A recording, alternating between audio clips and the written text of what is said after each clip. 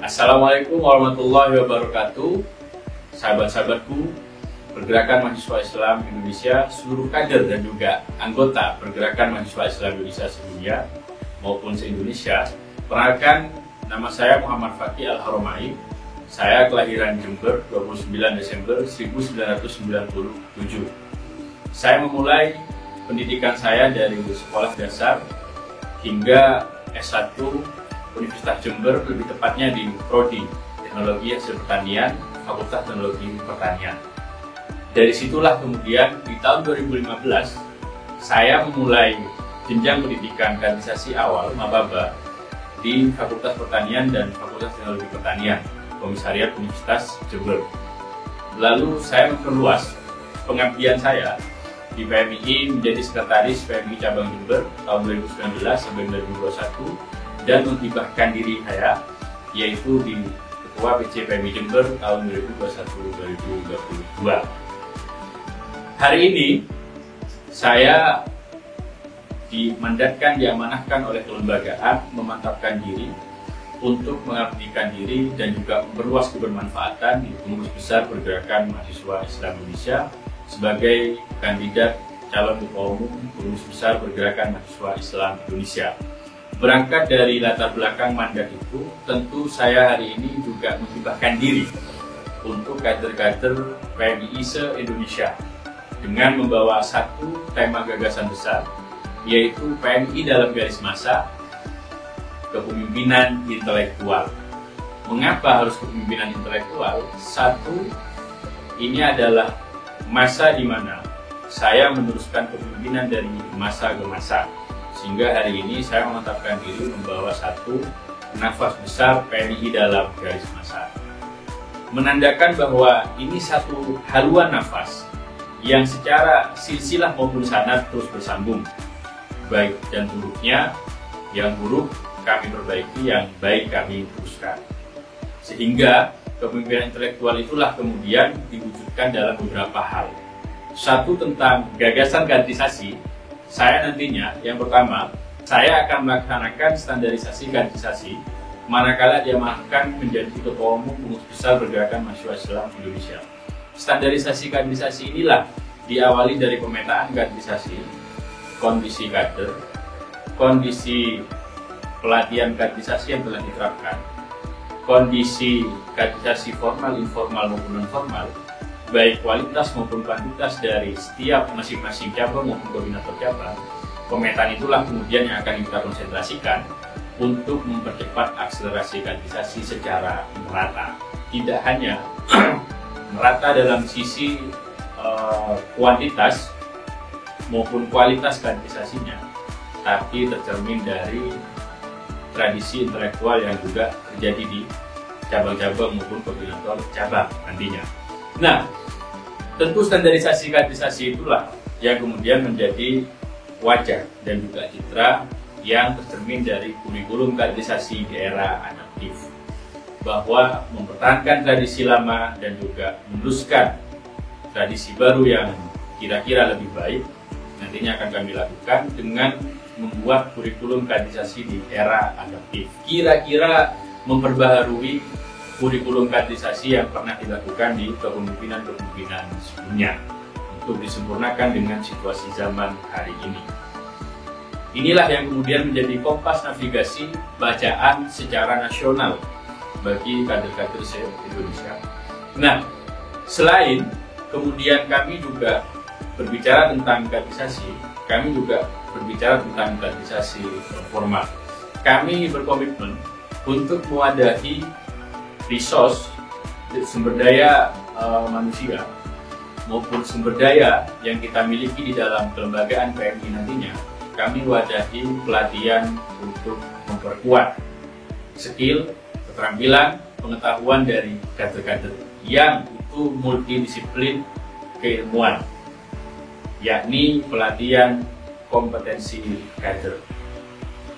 Nantinya pelatihan kompetensi kader akan mewadahi bagi setiap aspek kader-kader yang terkait dalam segala bidang nantinya. Selain itu, kami juga akan melaksanakan transformasi digitalisasi kaderisasi yang telah dilakukan oleh kepengurusan hari ini untuk disempurnakan, diperluas spektrumnya hingga koordinator cabang, dan pelan-pelan nantinya kita lakukan di cabang. Ini nantinya menjadi legalitas selain dia adalah alat bantu yang hari ini sudah diterapkan. Kita perbaiki lebih simple, lebih mudah terkait dengan sistemnya. Penyempurnaan terkait dengan sistem digitalisasi tentunya.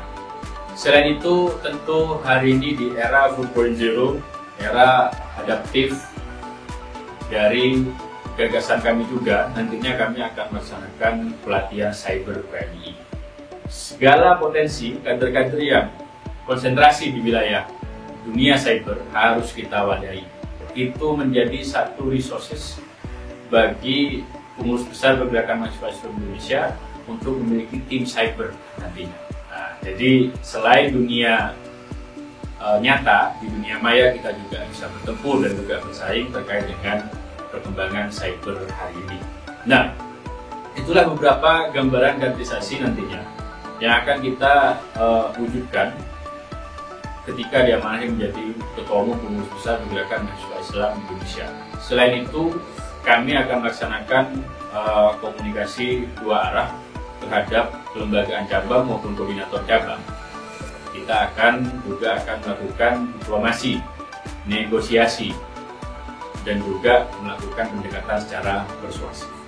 Nah, tentu kaderisasi adalah nafas dan tidak bisa dilepaskan dari situasi gerakan.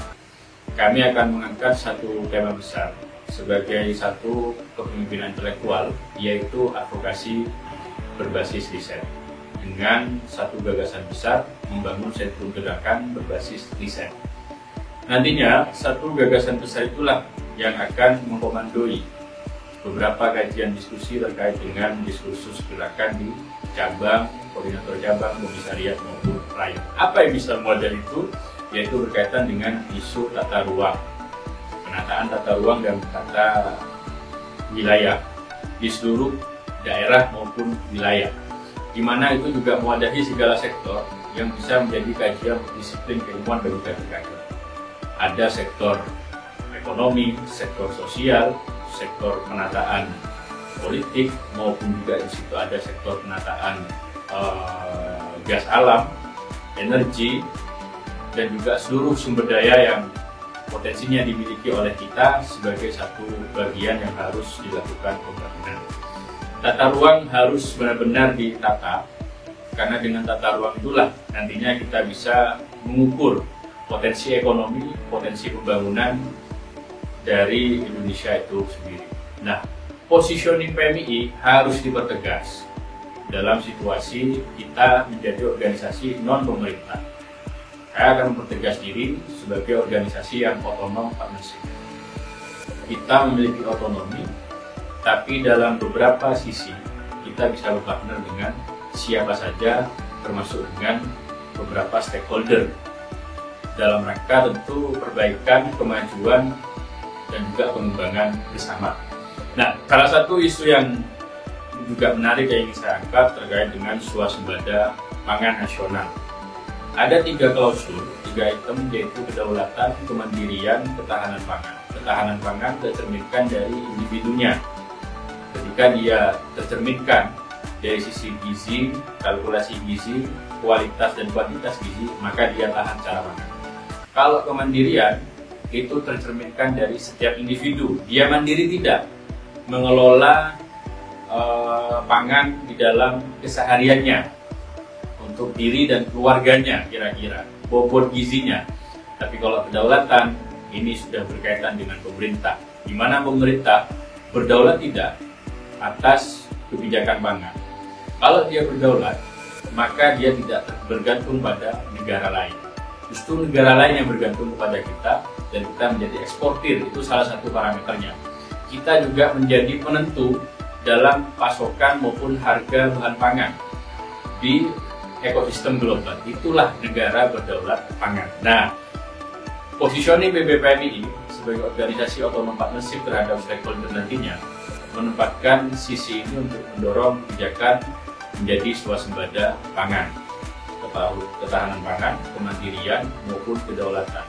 entah kemudian yang kita genjot adalah sisi hulu berkaitan dengan lahan, penggunaan produktivitas lahan, mengurangi alih fungsi lahan, ataupun kita juga memperluas diversifikasi pangan, yaitu penganeka-ragaman sumber daya pangan lokal secara nasional. Bobot inilah yang kemudian bagian dari swasembada pangan yang kita ingin dorong kepada pemerintah dalam bentuk policy brief. Jadi kita mengangkat terkait dengan isu tata ruang nasional untuk lebih menertibkan penataan tata ruang, di mana ini adalah basisnya daerah dan wilayah yang bisa dirembuk oleh sahabat-sahabat di cabang dan koordinator cabang, maupun kemudian nantinya kita juga membuat terkait dengan policy brief berkaitan dengan beberapa isu, salah satunya swasembada pangan. Ada juga terkait dengan transisi energi, bagaimana hari ini yang sedang digenjot, digalakkan, bahkan beberapa sudah diterapkan di beberapa titik seperti bioetanol, yaitu energi terbarukan, maupun menghadapi climate change, perubahan iklim, di mana standarisasi 1,5 derajat Celcius rata-rata hari ini sudah melampaui di titik 1,6 derajat Celcius. Nah, positioning PM inilah yang kemudian harus dipertegas dalam melihat sisi kebijakan-kebijakan semacam ini. Nah, inilah yang kemudian menjadi satu nafas terkait dengan membangun sentrum gerakan berbasis riset. Saya pernah melakukan itu waktu menjadi ketua cabang. Saya pernah melahirkan satu produk policy brief terkait dengan revisi tata ruang Kabupaten Jember pada periode 2021-2022 kemarin, di mana policy brief kami bentuk riset dan merekomendasikan kepada pemangku kebijakan terkait dengan intervensi kebijakan tata ruang, merekomendasikan mana titik yang kira-kira menjadi prioritas pembangunan, mana yang kemudian tidak boleh tumpuh di sana, dan mana yang kemudian menjadi area prioritas bagi pembangunan ekonomi Kabupaten Jember. Nah, sehingga ini jelas kapasitas dan positioning PMI di sini sebagai lembaga otonom partnership, disitulah yang akan mendorong. Nah, atmosfer ini coba saya naikkan dalam wilayah nasional, yang itu nantinya masif di tingkat cabang dan juga koordinator cabang. Nah, oleh karena itu kami juga akan membentuk tim terkait dengan pendampingan advokasi tata ruang, karena nantinya kaitannya dengan agraria pasti. Nah, ini yang kemudian juga kami mulai dari kurikulum standarisasi advokasi berbasis riset. Kami saat menjadi ketua cabang di PMI Kabupaten Jember pernah juga melahirkan standarisasi terkait dengan advokasi tata ruang berbasis riset. Artian kita itu mendorong, mengkomunikasikan terkait dengan kebijakan yang dibuat oleh pemerintah, kita juga memiliki bahan kajian.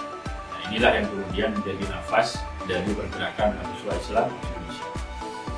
Selain kemudian berbicara terkait dengan sisi gerakan dari PMI dalam sisi syiar dakwah Islam Ahlussunnah wal Jamaah, satu syiar dakwah terkait dengan di dunia digital. Yang kedua berkaitan dengan memperkuat silaturahim pondok pesantren. Dengan memperkuat silaturahim pondok pesantren itu adalah citra yang seharusnya dilakukan dan juga dirawat maupun terus kuatkan oleh seluruh kelembagaan dan maupun kader. Jadi PMI harus dekat dengan pondok pesantren sebagai basis kultural dari pergerakan mahasiswa Islam Indonesia sendiri dan diwariskan oleh kiai-kiai maupun para muassis. Kami juga ingin memperkuat PMI di kancah internasional. Saya ingin merawat tradisi dan meneruskan tradisi terkait dengan pelebaran cabang istimewa PMI di lintas negara, diperluas lagi. Di dunia internasional, kami juga ingin menempatkan pergerakan mahasiswa Islam Indonesia untuk terlibat dalam delegasi organisasi-organisasi pemuda maupun organisasi-organisasi yang bergerak di wilayah intelektual untuk terlibat dalam diplomasi isu geopolitik yang hari ini berkembang. Sehingga PMI juga menjadi bagian dari ekosistem organisasi kepemudaan di tingkat internasional. Keseluruhan bingkai gagasan yang telah kami sampaikan, satu terkait dengan kaderisasi, dua gerakan syiar dakwah Islam Ahlus Sunnah wal Jamaah, relasi PMI eksternal, saya ingin menegaskan diri nantinya tagline kami adalah populis dan kolaboratif. Populis menandakan bahwa kepengurusan nantinya ini dirasakan oleh lapisan yang paling akar grassroots. Kolaboratif menandakan bahwa PMI terbuka untuk seluruh kalangan tanpa kemudian tercerabut dari akar konstitusi, akar nilai dasar pergerakan, dan akar Islam Ahlus Sunnah wal Jamaah sebagai manhajul fikr maupun manhajul harokat. Nah, dari keseluruhan ini saya memantapkan diri, berkhidmat, menghibahkan diri, dan ketika diamanahkan oleh seluruh kelembagaan cabang maupun koordinator cabang PMI se-Indonesia dan direstui oleh seluruh kader dan dirasa pantas untuk menjadi bagian dari estafet kepemimpinan berikutnya, maka saya siap untuk membawa gagasan PMI dalam garis masa kepemimpinan intelektual populis kolaboratif menjadi satu nafas lipatan sejarah yang akan berada di periode berikutnya. Mungkin itu dari kami, sahabat-sahabatku di seluruh cabang, koordinator cabang, komisariat maupun rayon PMI Indonesia maupun cabang internasional. Saya ucapkan terima kasih. Mohon didoakan dan juga direstui. Kurang lebihnya mohon maaf dari kami. Ihdinas siratal mustaqim. Wallahul muwaffiq ila aqwamit thoriq. Assalamualaikum warahmatullahi wabarakatuh.